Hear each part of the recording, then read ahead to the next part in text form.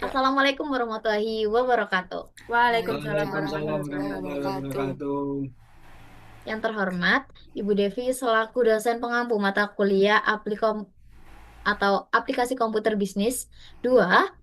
Di sini kami kelompok 2 dari kelas 1C program studi D4 Akuntansi Manajemen. Saya Nova Sulistiana beserta ketiga rekan saya. Saya Jaisa Haris Benorin.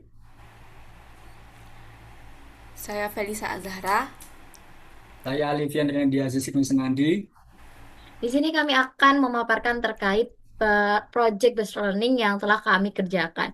Yang pertama di sini kita dapat melihat bahwasanya terdapat menu. Nah, menu ini merupakan eh, sebuah tombol navigasi untuk mempermudah berpindah ke sheet yang lain.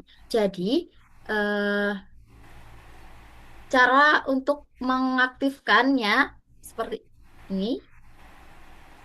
Nah, akan berpindah langsung ke bukti transaksi ketika kita klik bukti transaksi. Caranya membuat ini otomatis adalah yang pertama kita ke ekstensi, lalu ke upscript, break. Yang pertama yaitu kita bisa klik tambah, lalu kita klik script dan akan muncul tampilan seperti ini, namun kosong teman-teman. Nah, sebelum masuk ke penjelasan kode, secara umum program ini tuh bekerja seperti menu. Nah, navigasi pada sebuah aplikasi. Jadi pengguna tidak perlu mencari sheet secara manual di bagian bawah. Nah, eh, langsung saja saya akan mulai fungsi utama terlebih dahulu. Yang pertama adalah pindah ke sheet.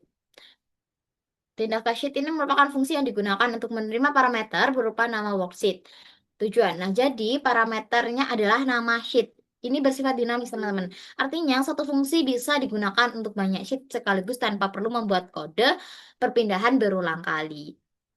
Nah, selanjutnya yaitu var sheet.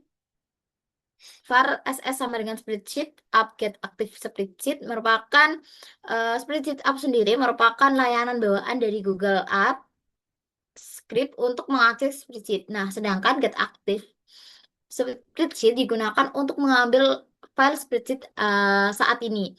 Nah, hasilnya disimpan sebagai variabel SS.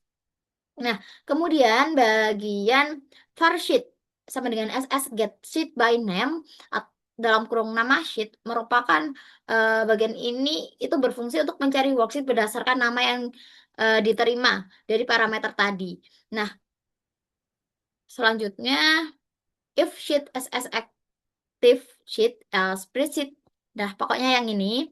Nah, ini itu digunakan untuk mengecek apakah sheet tersebut berhasil ditemukan atau tidak. Nah, jika sheetnya ada, maka kondisinya bernilai true dan program melanjutkan proses perpindahan halaman. Namun, jika tidak, maka akan eh, muncul pemberitahuan sheet nama sheetnya tadi dan tidak ditemukan. Nah, fungsi spesifik untuk masing-masing tombolnya. Yang pertama yaitu function go menu, pindah sheet ke menu. Nah, fungsinya untuk pergi ke menu dan kita bisa sehingga menjalankan fungsi pindah ke sheet yang bernama menu seperti itu dan selanjutnya pun sampai dengan jumlah sheet yang kita punya. Kita bisa gunakan itu dan akan memunculkan tampilan, maaf. Nah, setelah itu kita bisa gunakan sisipkan, terus kita bisa memilih dengan kanvas. Nah, di sini kita bisa memilih bentuk yang kita inginkan. Nah, di sini kita bisa memilih bentuk yang kita inginkan untuk menjadi tombol navigasinya. Nah, kita bisa pilih bentuk. Nah, yang ini kita bisa menggunakan ini tadi. Nah, pada tutup, mohon maaf. Nah, lanjut. Nah, kita bisa isi eh, untuk membuatnya tertaut dengan sheet yang lain, kita bisa gunakan script yang sudah kita buat tadi. Tombol titik 3, tetapkan script. Nah, ini kan kita kasih nama bukti transaksi. Nah, jadi kita gunakan Go bukti transaksi pada tetapkan scriptnya untuk bisa berpindah ke bukti transaksi itu tadi. Nah, ketika kita klik, menjalankan skrip, dan berpindah ke bukti transaksi. Nah, selanjutnya kita akan langsung pada bukti transaksi. Nah, dan di sini pun terdapat dua tombol navigasi yang kita gunakan, yaitu Next dan Menu. Next untuk lanjut ke COA, dan menu kembali lagi pada menu di depan tadi. Nah, yang pertama, jadi kita akan bahas tentang bukti transaksi. Jadi bukti transaksi yang kita gunakan itu terdapat tiga, yaitu bukti kas keluar, bukti kas masuk, dan bukti memorial. Bukti kas keluar digunakan sebagai bukti untuk pengeluaran yang telah kita lakukan. Yang pertama, yaitu di sini ada contohnya bukti kas keluar untuk pembayaran WiFi. Kita bayarkan ke PT IndiHome dengan jenis pembayaran transfer bank. Nah, nominalnya 500.000. Nah, di sini uang sejumlah itu kita menggunakan rumus. Nah, rumusnya ini kita buat dulu sama halnya seperti tadi. Kita pergi ke ekstensi, lalu ke upscript,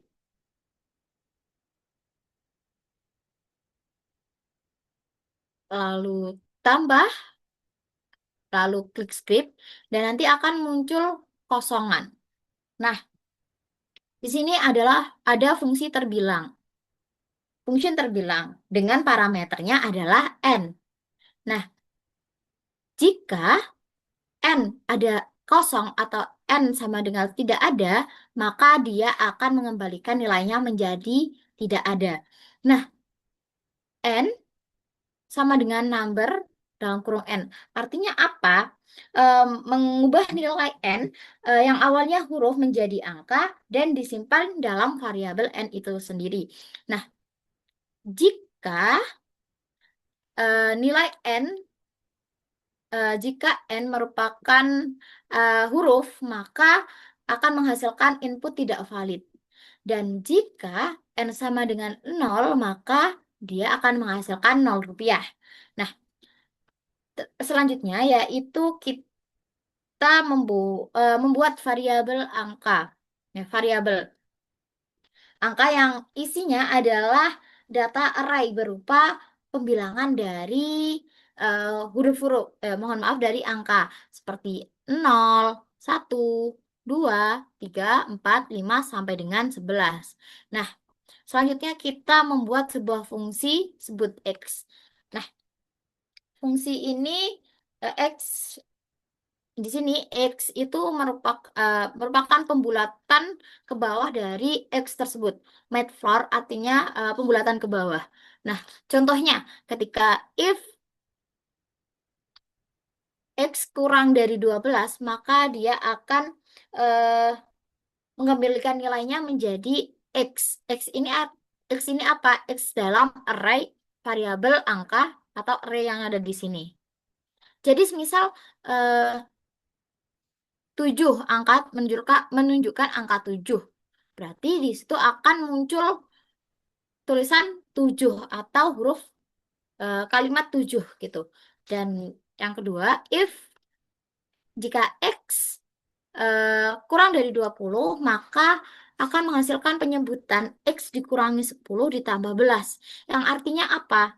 X tadi, misal kita punya 19, angka 19. Nah, dikurangi 10 tinggal 9 kan. Nah, 9 tadi itu akan 9 tadi akan muncul sebagai eh,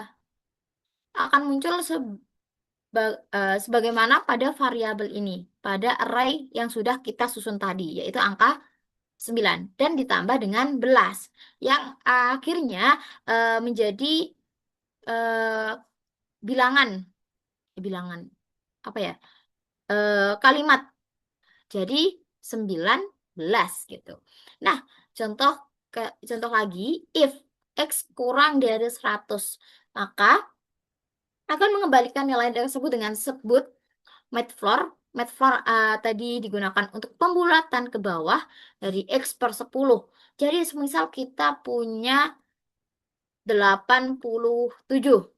Nah, maka 87 dibagi 10 adalah 8. Nah, akan akan menampilkan array 7 atau variabel angka dalam array ini 7. Nah, terus ditambah kata puluh, dan ditambah sisanya tadi. Atau menyebutkan modulus sisa bagi dari 10 tadi. Sisanya adalah ketika 78 maka sisanya adalah 8. Maka akan terbilang 78 dan seterusnya sampai dengan triliunan. Nah, variabel hasil tersebut menyebutkan n dalam menyebutkan hasilnya dalam n. N itu adalah sel yang kita pilih nantinya. Nah, return hasil replace ini trim yang ini bagian ini merupakan untuk pengurangan spasi yang berlebihan. Jadi untuk membersihkan spasi yang berlebih atau yang lebih dari 1. Nah, trim ini menambahkan spasi pada awal dan akhir kalimatnya. Jadi seperti itu dan sudah kita bisa gunakan pada bukti transaksi yang kita punya. Contohnya sama dengan, mohon maaf, kita hapus dulu. Sama dengan terbilang, mohon maaf, Astagfirullahaladzim. Cut ya, kok. Contohnya adalah terbilang buka kurung, mohon maaf,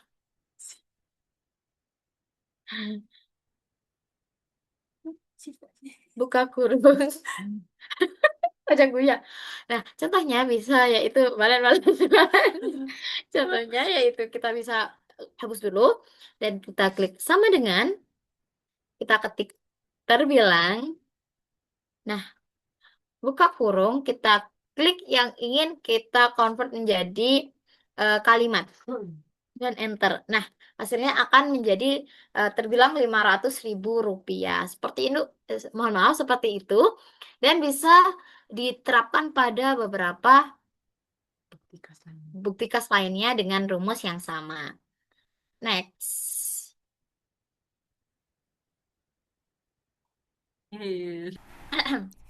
Jadi selanjutnya akan langsung berpindah pada, kita klik tombol navigasi dan langsung berpindah pada COA, Chart of Account.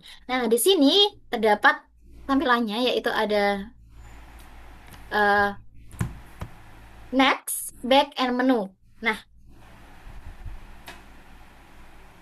Next ini untuk ke selanjutnya yaitu ke neraca saldo awal, dan Back ke bukti transaksi, dan Menu ke menu pada halaman awal tadi. Nah, di sini pada chart of account ini terdapat nama akun dan nama aset. Kita bisa next ya, teman-teman. Nah, selanjutnya akan disampaikan oleh Felisa. Jadi di sini saya akan menjelaskan pengisian nomor akun secara otomatis. Jadi di sini memakai rumus indeks dan juga match. Nah, rumus indeks ini tuh untuk mengambil data nomor akun di COA-nya. Jadi, nah yang itu kita blok nomor akunnya saja. Lalu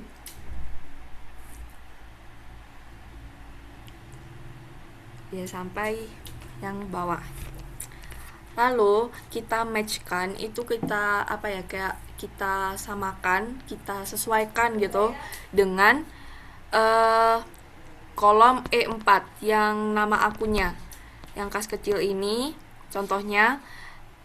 Lalu kita ambil kita blok nama akun yang ada di COA. Kita blok semuanya.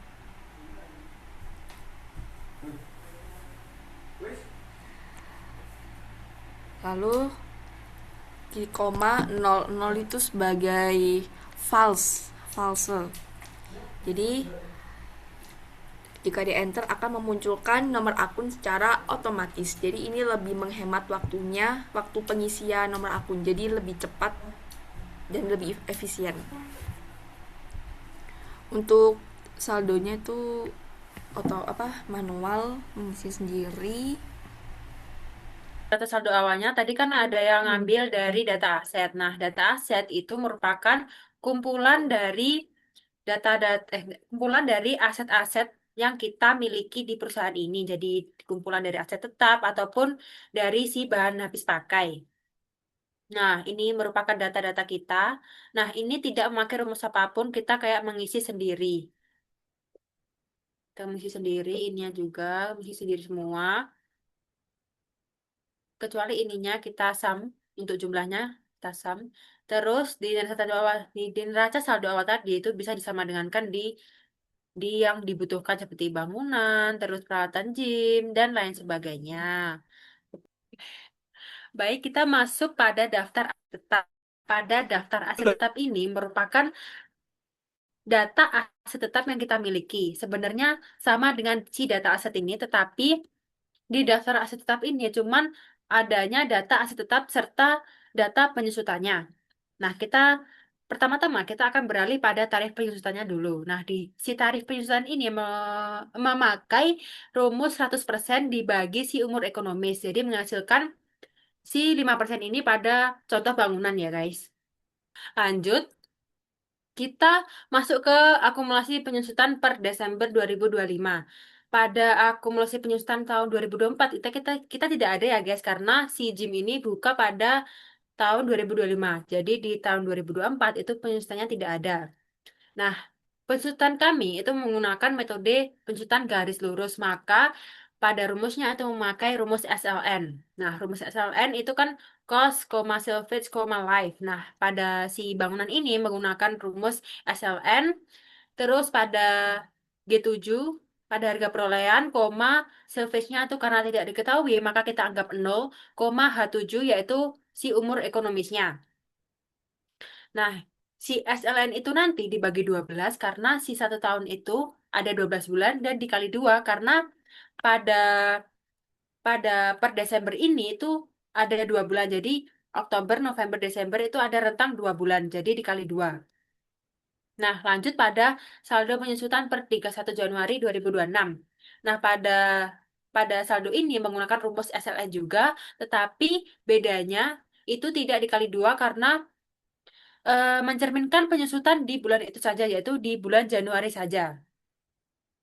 Lanjut pada akumulasi penyusutan per 31 Januari 2026. Nah, pada rumus ini itu memakai penjumlahan dari akumulasi penyusutan per Desember 2025 ditambah saldo penyusutan per 31 Januari 2026. Nah, pada akumulasi penyusutan per 31 Januari 2026 ini sebenarnya bisa memakai rumus SLN sama dengan yang samping-sampingnya dan itu tetapi cuman bedanya tuh dikali 3. Kan sebelumnya dikali 2 ya. Nah, ini dikali 3 karena pernya per 31 Januari. Jadi dari Oktober ke Januari kan ada 3 bulan. Bisa memakai rumus itu, tetapi kita lebih efisiennya memakai penjumlahan saja. Jadi penjumlahan dari akumulasi penyusutan per Desember 2025 dengan saldo penyusutan per 31 Januari 2026. Nah, untuk nilai bukunya itu kita memakai pengurangan saja antara harga perolehan dikurangi dengan akumulasi penyusutan per 31 Januari 2026 dan seterusnya sama untuk rumusnya dan juga memakai rumus yang sama untuk tarifnya.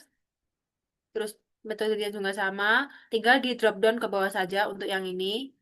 Terus ini juga sama yang ke bawah juga sama semua. Nah, untuk totalnya ini kita bisa menggunakan rumus SAM. Ini juga SAM, lainnya juga SAM. Pokoknya yang total itu menggunakan rumus SAM. Dan lainnya itu sama. Selanjutnya dijelaskan oleh teman saya. Jadi sekarang saya akan menjelaskan rumus yang ada di jurnal umum. Di sini kita di sini untuk mengisi nomor akun kita menggunakan rumus indeks dan juga match sama seperti tadi, namun bedanya di sini ada tambahan. Nah, sama seperti tadi, indeks kita mengambil data nomor akun yang ada di COA tadi. Ini yang nomor akunnya saja yang di kolom D ini.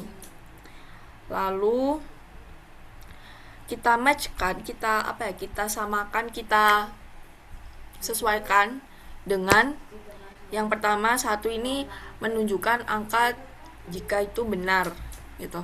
Terus kita buka kurung G7. G7 ini yaitu nama akun yang ada di debit, di sisi debit, di sisi kolom G ini.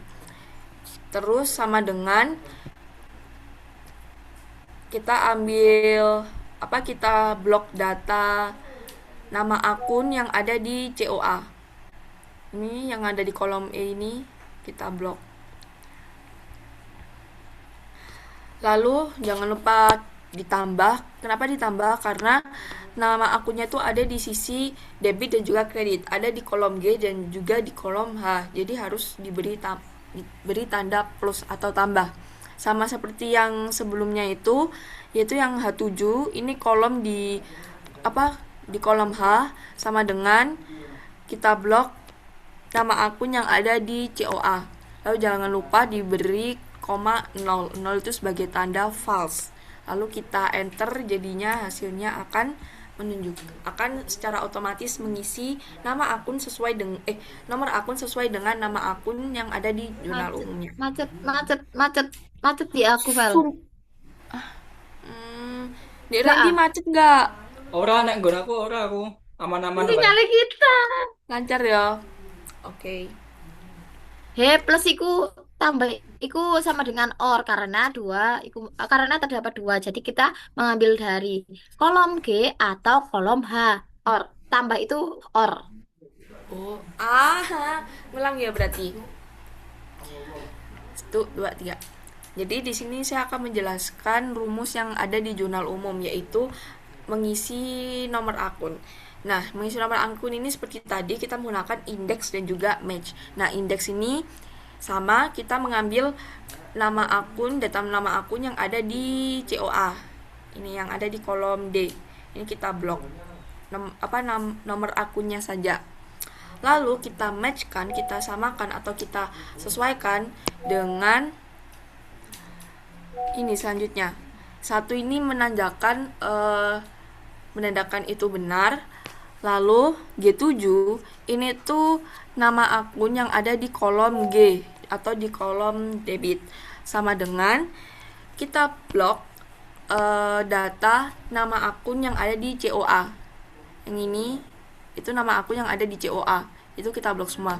Lalu tanda plus ini itu menunjukkan OR. Kenapa OR? Karena di sini tuh kita nama akunnya tuh ada di dua kolom, guys, di kolom G dan juga kolom H. Jadi kita pakai tanda plus ini atau OR. Ini sama saja seperti tadi, yang bedanya tuh di posisi kolomnya saja. Ini tuh di H7, yaitu di kolom H atau kolom kreditnya, sama dengan COA nama akun yang ada di COA. Lalu jangan lupa untuk memberi angka 0 itu sebagai tanda false. Jadi jika di enter akan menghasilkan akan secara otomatis mengisi nomor akun sesuai dengan nama akun yang ada di jurnal umum ini. Jadi tinggal di drop down aja, jadi secara otomatis akan mengisi nomor akun. Jadi lebih cepat dan lebih efisien. Untuk nominalnya ini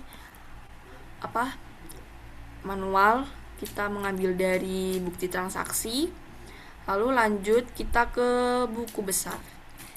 Jadi di buku besar ini tentunya kita menggunakan rumus untuk mengisi nomor akun. Itu sama seperti tadi, menggunakan rumus indeks dan juga match. Namun bedanya kali ini tuh kita tidak menggunakan plus atau all, karena kita hanya ada satu syarat aja, yaitu maksudnya satu kolom saja, yaitu yang di kolom E ini. Jadi cukup satu saja, nggak perlu pakai plus atau or. Jadi langsung saja kita ke rumus mengisi neraca saldo awal. Nah, ini menggunakan rumus indeks dan juga match juga. Namun bedanya ini kita mengambil data dari neraca saldo awal. Neraca saldo awal. Ya, kita mengambil data dari sini, kita blok yang yang saldonya yang kita blok, ya, yang ini. Lalu kita matchkan dengan ini K5, ini tuh nomor akunnya ya. Jadi yang sesuai apa ya, match yang sesuai dengan nomor akun ini yang ada di K5 ini. Lalu ini diambil dari neraca saldo awal itu nomor akun. Jadi yang di blok yang ini nomor akunnya ini. Dan jangan lupa diakhiri dengan angka 0 sebagai tanda false. Jadi jika di enter itu akan secara otomatis mengisi neraca saldo awal dari kas kecil atau dari nomor akun yang tertera di situ. Lalu selanjutnya ini memiliki beda rumus ya. Ini tuh kita memindahkan saldo yang ada di jurnal umum ke buku besar yang yang dimana yang itu tuh tidak semuanya, jadi kayak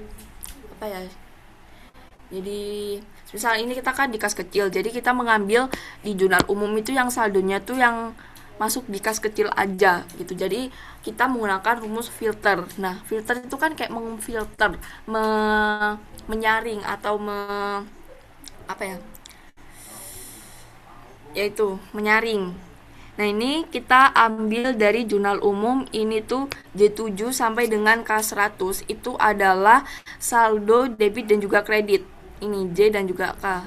Dari atas sampai bawah. Itu kita blok. Jangan lupa untuk dikunci agar tidak geser-geser atau berpindah. Lalu koma.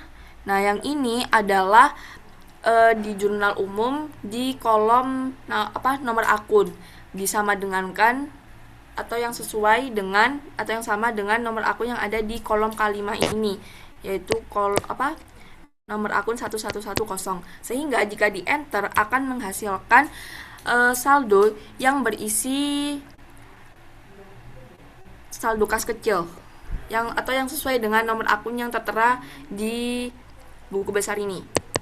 Begitupun dengan kolom-kolom yang lainnya, itu rumusnya sama saja. Untuk mengisi neraca saldo awal kita menggunakan index match, lalu mengisi saldo dari jurnal umum kita menggunakan filter. Jadi semuanya ini sama saja. Lanjut, kita ke neraca saldo sebelum penyesuaian. Di neraca saldo sebelum penyesuaian ini itu tuh kita mengambil dari buku besar ya saldonya. Dan untuk nomor akun, mengisi nomor akun ini sama seperti tadi, yaitu menggunakan rumus index dan juga match, sama seperti tadi ya. Lalu ini manual, dan ini saldo-saldonya ini diambil dari buku besar. Ini mengisinya manual ya, memakai sama dengan. Langsung.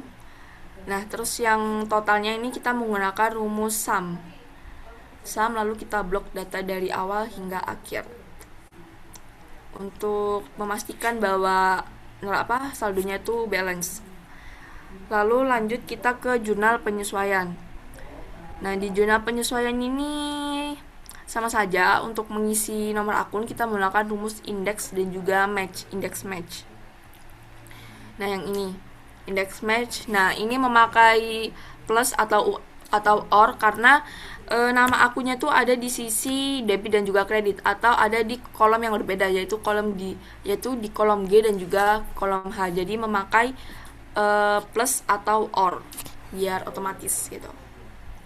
Lalu sama totalnya sebentar. Nah, untuk saldonya itu kita mengisi dari buku besar juga dikurang dengan ini. Jadi ini manual pakai sama dengan, dan totalnya itu sama memakai rumus sum. Lalu ya seperti ini. Nah, selanjutnya akan dijelaskan oleh teman saya. Oke, baik. Selanjutnya adalah kertas kerja atau neraca lajur. Yang pertama, kita mengisi kolom neraca saldo sebelum penyesuaian. Nah, kolom neraca saldo sebelum penyesuaian ini kita menggunakan rumus if error filter. Nah, if error untuk mengantisipasi jika nanti terdapat error pada rumus yang kita punya. Yang pertama kita menggunakan selanjutnya kita gunakan filter. Nah, filter ini digunakan untuk mengambil data dengan kriteria tertentu. Nah, karena di sini kita ingin mengambil nilai neraca saldo sebelum penyesuaian pada debit, maka kita bisa pergi ke kolom neraca saldo sebelum penyesuaian. Nah, setelah kita pergi ke kolom neraca saldo sebelum penyesuaian, kita bisa nanti blok bagian debit dari neraca saldo sebelum penyesuaian. Nah, setelah itu kita bisa absolut dengan tombol F4 atau Fn F4. Nah, koma dengan syaratnya apa? Syaratnya adalah nomor akun nomor akun sama dengan nomor akun yang di sini. Nomor akun yang di neraca saldo sebelum penyesuaian sama dengan nomor akun pada kolom D. Mohon maaf ya, pada kolom D. Nah, kita bisa blok bagian neraca saldo sebelum penyesuaian pada bagian nomor akun. Nah, setelah itu sama dengan ini kan sudah. Nah, lanjut koma nol itu ini mohon maaf, ini artinya apa? Artinya ketika nanti filter ini tidak mempunyai nilai atau tidak menghasilkan nilai, maka dia akan muncul angka 0. Nah, kita bisa tutup kurung dan kita tambahkan 0. Fungsinya kita tambahkan 0 di sini untuk apa? Untuk memunculkan nilai RP 0. Karena ketika 0 saja itu ketika nilainya 0 saja itu sama dengan tidak ada angka di dalamnya. Jadi kita tambahkan 0 agar terdapat nilai 0 itu sendiri. Nah, selanjutnya neraca saldo sebelum penyesuaian pada bagian kredit. Nah, sama halnya dengan yang debit tadi, namun pada neraca saldo sebelum penyesuaian ini kita gunakan kita blok pada bagian neraca saldo sebelum penyesuaian pada bagian kreditnya. Seperti itu. Nah, next. Pada penyesuaian kalau penyesuaian. Nah, penyesuaian ini kita ambil pada jurnal penyesuaian, teman-teman. Nah, kita gunakan rumus sama if error filter. Nah, kita ambil data dari jurnal penyesuaian di kolom debit jurnal penyesuaian. Nah, kolom debit ini kita blok dan kita absolutkan atau F4. Nah, setelah itu syaratnya apa? Syaratnya sama seperti tadi. Lagi-lagi adalah syaratnya adalah nomor akunnya harus sama pada kolom D. Pada kredit pun sama, hanya saja yang membedakan adalah kita ambil datanya dari jurnal penyesuaian pada bagian kredit. Next, neraca saldo setelah penyesuaian. Nah, neraca saldo setelah penyesuaian ini kita gunakan if. Sebenarnya tanpa menggunakan if pun kita bisa. Namun kenapa kita menggunakan if? Nah, ketika kita untuk mengantisipasi saja. Nah, jadi artinya if F7 ditambah H7, sebentar, F7 ditambah H7 dikurangi G7, F7 mohon maaf, enggak cut ya, Vel. Jadi pada neraca saldo selanjutnya yaitu neraca saldo setelah penyesuaian. Nah, neraca saldo setelah penyesuaian ngitungnya gimana? Nah, ngitungnya kita gunakan if. Nah, semisal nilai F7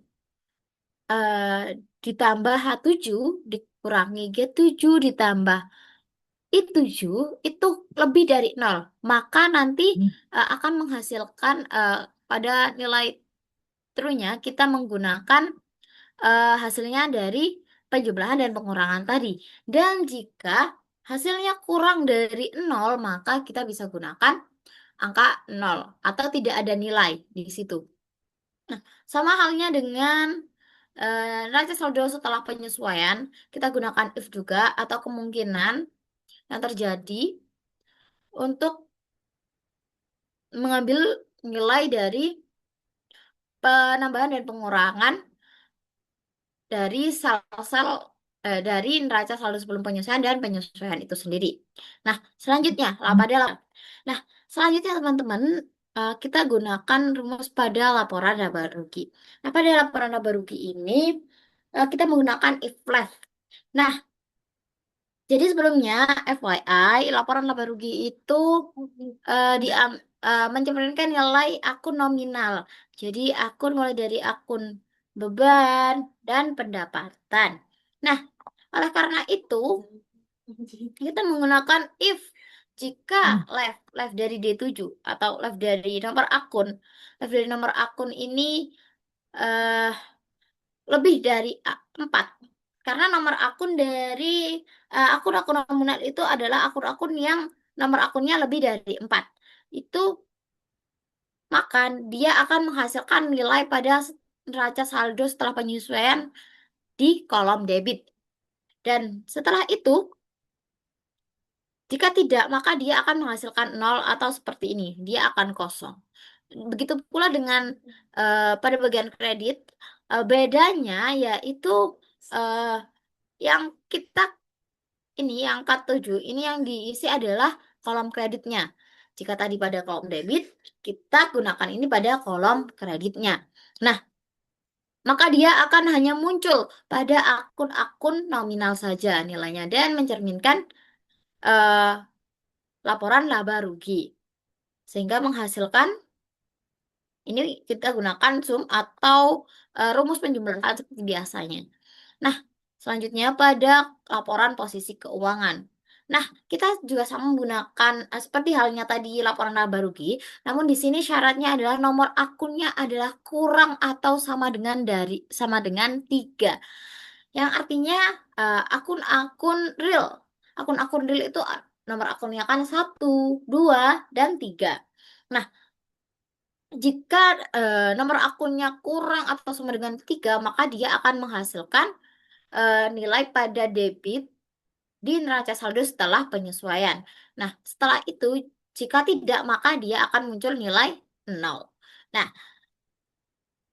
sama halnya juga pada kredit, hanya yang membedakan adalah yang menghasilkan nilai benar adalah kolom kredit neraca saldo setelah penyesuaian. Nah, saldo setelah penyesuaian laporan selanjutnya akan disampaikan oleh rekan saya. Oke, pada neraca saldo setelah penyesuaian itu kita menggunakan rumus indeks dan match. Pada kolom debit itu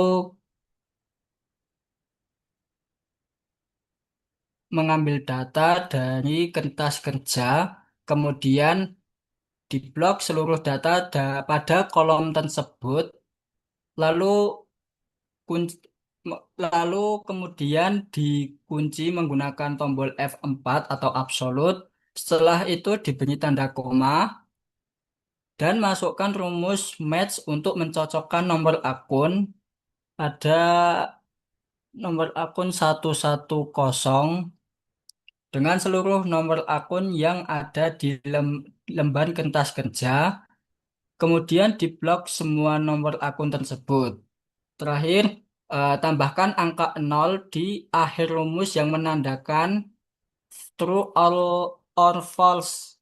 Kemudian tekan enter lalu tarik rumus ke bawah atau drop down untuk memunculkan nilai dari akun-akun lainnya. Kemudian pada kolom bawah sendiri itu menggunakan rumus sum yang artinya menjumlahkan dari angka atas sampai bawah. Kemudian pada laporan laba rugi itu menggunakan memasukkan angka secara manual, kemudian dijumlahkan dan setelah semuanya di ma- setelah semua setelah semuanya dimasukkan secara manual, kemudian dikurangi.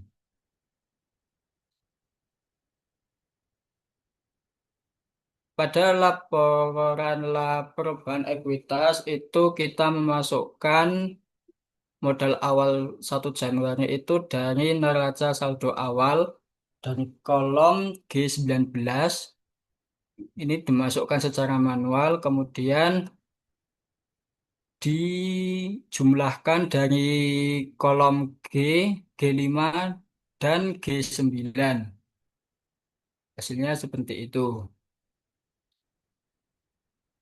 Pada laporan posisi keuangan, itu sama seperti yang pada seperti sebelumnya, yaitu memasukkan angka-angka secara manual, kemudian dirumus menggunakan sum. Begitu juga rumus aktiva, kok. Pada kolom aktiva dan pasiva. Selanjutnya akan dijelaskan oleh teman saya. Selanjutnya saya akan melanjutkan pada jurnal penutup. Nah, pada jurnal penutup ini gunanya itu untuk menutup pendapatan, menutup beban, memindahkan laba, serta menutup prive. Nah, untuk akun-akunnya ini menggunakan rumus pada kolom ref. Nah, ini menggunakan rumus indeks dan match. Jadi, pada indeks itu gunanya untuk mengambil isi dari kolom D, yaitu sesuai dengan posisi tertentu. Nah, si posisi itu dicari dengan match, yaitu mencari posisi dengan yang cocok dengan si data pada kolom G7, yaitu pada debitnya, dan pada H7, yaitu pada kreditnya. Nah, mencocokkan itu, yaitu pada match ini mencari posisi data yang cocok dengan G7 atau H7 pada kolom E3 sampai E42-nya itu. Nah, pada G7 sama dengan COA plus H7 sama dengan COA itu artinya atau. Jadi, posisi kita mencari data dari G7 atau H7. Nah, maksudnya itu rumus akan mengecek dua kemungkinan sekaligus. Jadi, rumus ini dipakai untuk menampilkan data di kolom D berdasarkan kode akun yang cocok dari G7 atau H7. Nah, jadi akan menghasilkan begini. Nanti otomatis. Serta untuk nominalnya sendiri itu manual di kertas kerja, mengambil dari kertas kerja dan buku besar. Ini juga yang ini kita ambil yang intisar laba rugi pada bagian untuk memindahkan laba itu kita ambil dari manual laporan laba rugi dari labanya. Terus yang ini kita ambil dari kertas kerja juga. Nah, untuk jumlah pembaliknya sendiri itu untuk refnya sama dengan yang seperti saya jelaskan tadi di jurnal penutup sama juga, cuman beda beda beda sel saja. Dan juga nominalnya itu mengambil manual dari jurnal penyesuaian. Karena yang dibalik itu hanya si beban gajinya. Jadi kan di jurnal penyesuaian itu akunnya beban gaji pada utang gaji. Nah, di jurnal pembalik itu dibalik dengan utang gaji pada beban gaji. Jadi fungsi dari beban gaji ini dibalik itu adalah yaitu yaitu menyederhanakan pencatatan pembayaran gaji di awal periode berikutnya sehingga perusahaan itu tidak perlu membuat dua jurnal berbeda saat membayar gaji sekaligus menghindari duplikasi akun yang ada pada awal periode berikutnya. Lanjut ke kita pakai navigasinya ya guys. Lanjut pada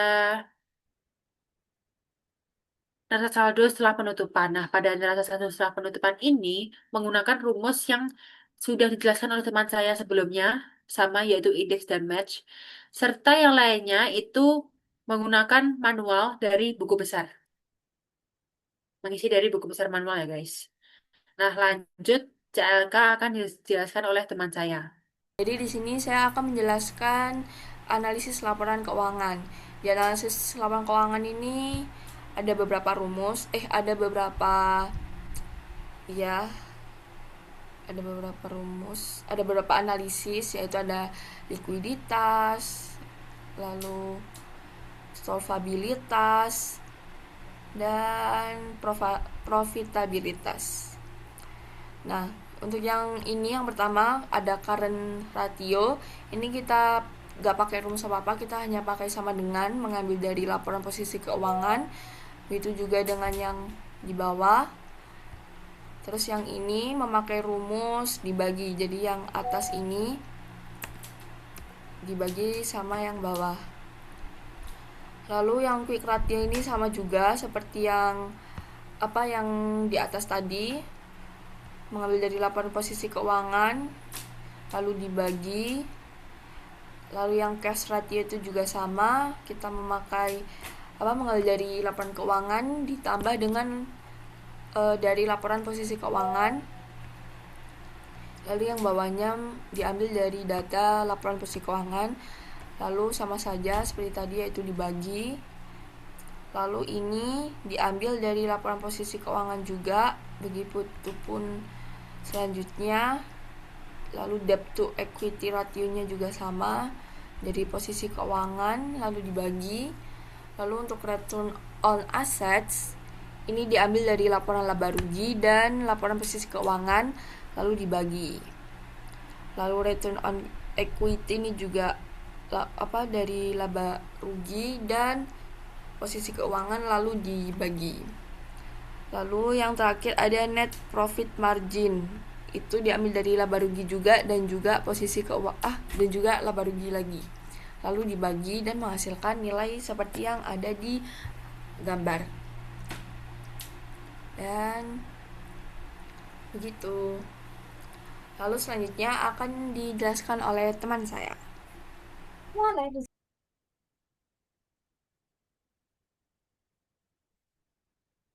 Baik, selanjutnya adalah catatan atas laporan keuangan dari Maxim Report.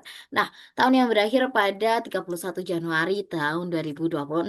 Nah, pada catatan atas laporan keuangan ini berisi umum, yaitu sejarah singkat tentang Maxim, identitas perusahaan yang telah kita dapatkan dari modul yang telah kita buat, serta jenis layanan, tarif, tarif layanan, seperti keanggotaan, personal tunnel, personal trainer, dan kelas Maxim. Dan catatan atas beberapa akun dan penjelasan atas akun-akun tertentu. Nah, seperti kas kecil, kas di bank, bahan habis pakai, aset, dan segalanya yang terdapat transaksi pada bulan Januari. Nah, pada kertas kerja ini kita kita ambil manual dari kertas kerja dari kolom uh, setelah penyesuaian. Nah, kita kita jumlah per uh, akun, per sub akun. Jadi kalau beban ya beban semua, kalau aset-aset semua. Kita total dengan menggunakan rumus sum atau rumus penambahan. Nah, next.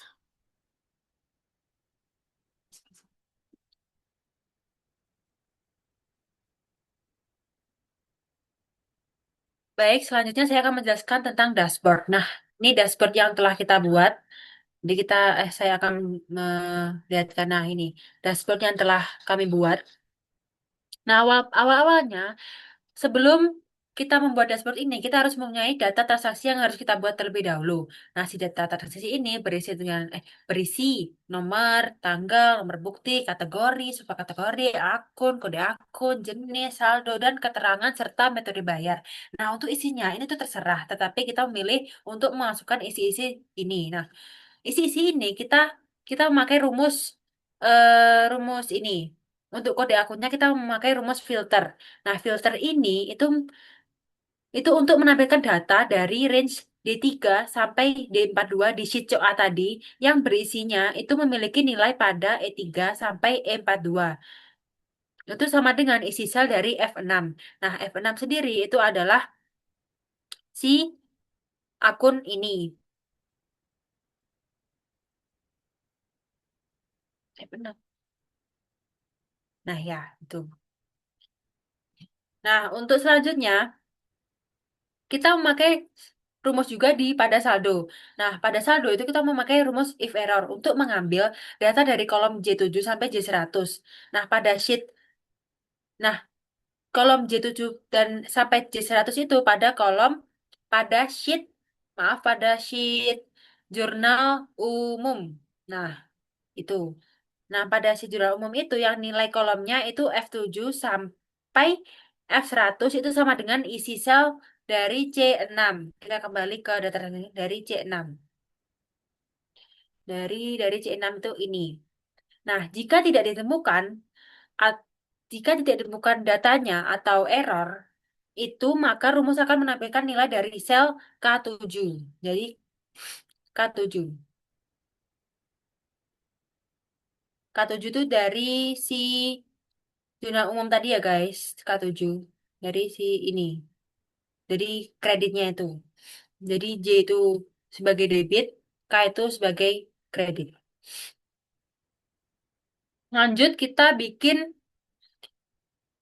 drop down-nya ya guys. Jadi kita bikin drop down date-nya dan layout awalnya. Nah, untuk desain layout awalnya itu terserah, tetapi kita menggunakan gabungkan dan merge dan ini, gabungkan. Terus kita desain itu kalimatnya dan kita desain si warnanya sendiri. Serta untuk ini kita juga biasa memakai ketik biasa dan kita desain sesuai yang kita inginkan. Serta untuk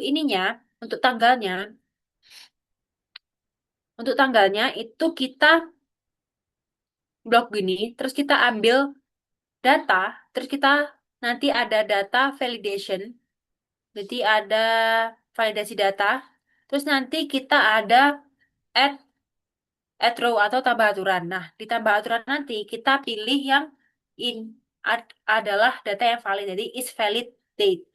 Nah, kita pilih tanggalnya itu 1 Januari sampai 31 Januari. Nah, itu formatnya kita bikin format format angka terus tanggal. Nah, terus desain semau kalian. Sebelumnya disclaimer data transaksi ini itu merupakan data dari siklus-siklus kita yang sudah kita kerjakan. Jadi tadi kayaknya saya kurang menjelaskan tadi kan saya cuma menjelaskan si if error filter dari jurnal umum. Nah, kita juga menggunakan dari jurnal penyesuaian juga, tetapi penjelasannya juga sama. Nah, ini untuk data transaksinya itu awalnya awalnya si baris 5 itu tidak gini, tetapi untuk jadi gini itu kita harus jadikan si datanya ini kita CTRL di Ctrl A, terus klik kanan, terus nanti ada convert table-nya. Nah, nanti jadinya seperti ini. Jadi kayak ada panah-panahnya gitu. Nah, kita lanjut pada dashboard-nya. Nah, agar rapi, jangan lupa untuk si view-nya itu di tampilannya, terus ditampilkan si, ya, tampilkan itu, terus si grid line-nya itu di dinokan, ditidakkan ya guys.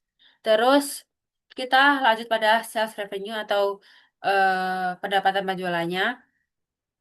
Jadi di sales revenue ini sebelum kita masuk ke sales revenue, kita butuh si data helpernya. Jadi data helper ini apa? Jadi data ini untuk pembantu mencari tahu atau minta tolong berapa sih sales revenue dari tanggal yang kita minta. Jadi database transaksi ini itu akan sesuai dengan data yang kita minta, dengan tanggal yang kita minta. Jadi kita butuh helpernya ini. Nah, si dashboardnya ini itu akan mengatur si tanggalnya. Nah, jadi helpernya itu menghasilkan data yang kita minta aja.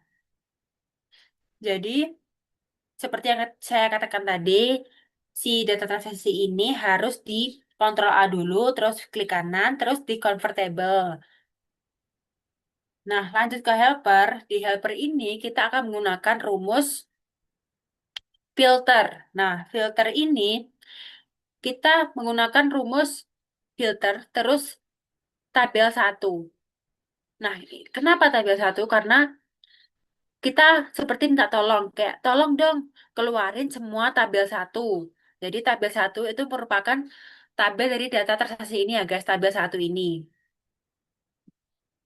Oh, nah terus koma, tabel 1 tanggal. Nah, itu maksudnya, jadi kan tadi keluarin semua tabel 1 yang tanggal ordernya itu lebih besar sama dengan 1 Januari dari C5. C5 itu kan menggunakan data dashboard yang ini, C5. Dashboard C5.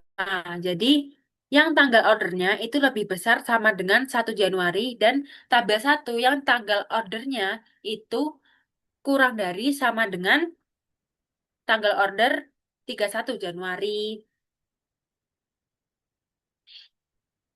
yaitu di dashboard C6. Nah, pada pada sales revenue ini tinggal di sum dengan menggunakan rumus sum, terus pada helper saldo. Nah, kita sum pada kolom I saja. Nah, itu menghasilkan self revenue. Nah, jadi ketika tanggal ini kita ubah, yaitu tanggal 1 sampai 15, nanti self revenue-nya juga berubah. Nah, itu berubah ya, guys. 31 nanti ini juga berubah gitu. Terus untuk selanjutnya saya akan menjelaskan tentang sales trend-nya. Untuk sales trend-nya sendiri itu kita buat dari klik kolom tanggal. Jadi, kita menuju ke helper dulu. Terus nanti kita klik klik kolom tanggalnya, terus kita kontrol, kontrol terus kita klik yang saldo. Nah, dari itu kita klik insert yaitu sisipkan. Terus kita nanti pilih diagram. Nah, diagram yang nanti muncul diagram seperti ini, tetapi masih di diagram di sheet helper. Nah, nanti kalian tinggal pindahkan di dashboard, terus yang di helper itu dihapus. Nah, diagramnya itu nanti kalian pilih sesuai kemauan kalian itu. Nah, untuk kami itu memilih diagram garis dan kita sesuaikan si desainnya ataupun biar enak dilihat oleh dosen dan kami. Nah, kita sudah desain dan ini hasilnya. Serta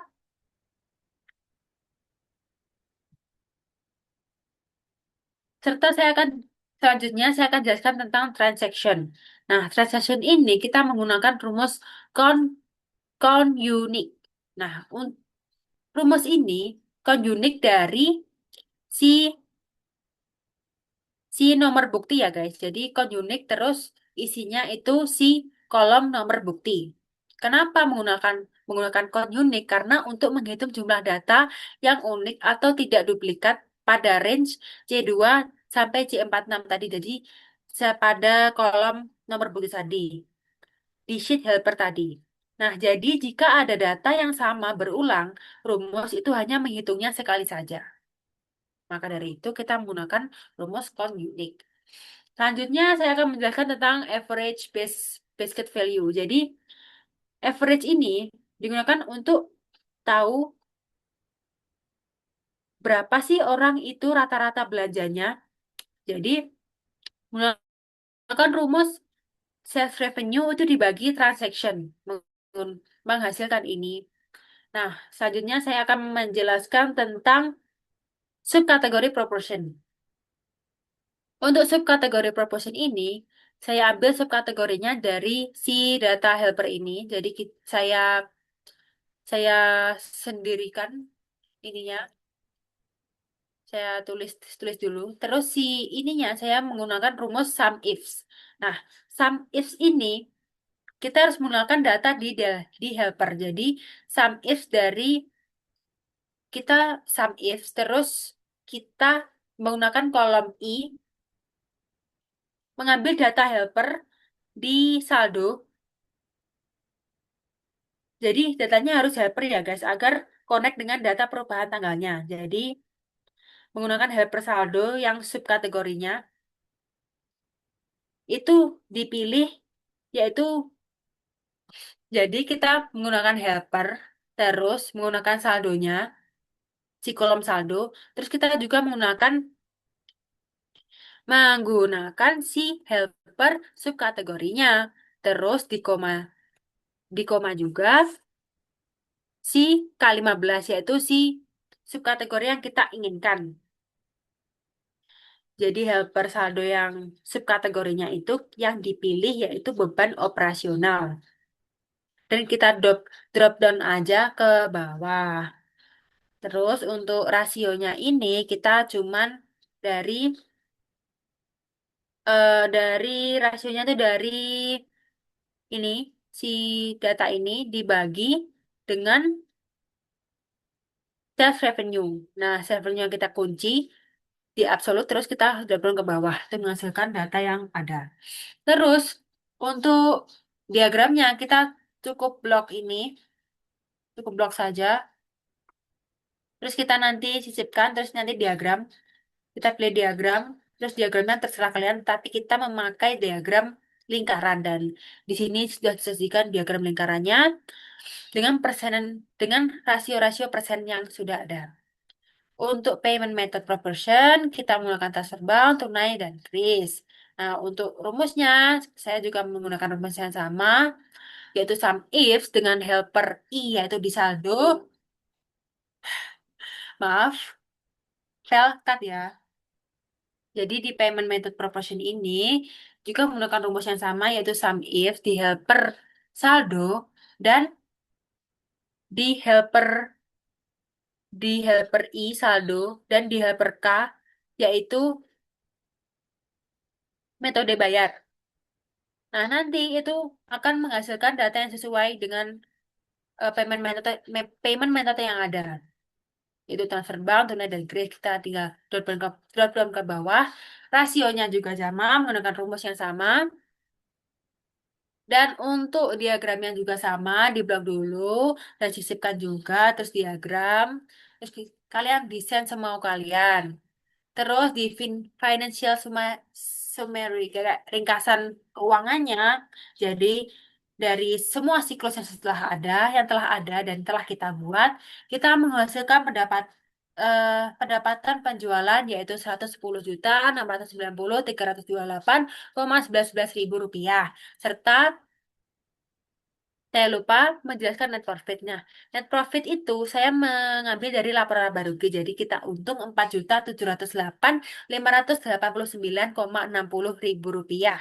Nah, untuk rasio persen dari net profit ini saya ambil dari eh, nominal net profitnya tadi dibagi oleh si sales revenue dan kita persenkan menghasilkan 4,25%. Jadi ringkasan keuangannya menghasilkan sales revenue 110 juta bla bla bla tadi dan net profit 4 juta bla bla bla tadi serta profit persennya itu menghasilkan 4,25%. Kasih dari kelompok kami apabila ada kata-kata yang kurang pas, mohon dimaafkan. Wassalamualaikum warahmatullahi wabarakatuh. Waalaikumsalam warahmatullahi wabarakatuh.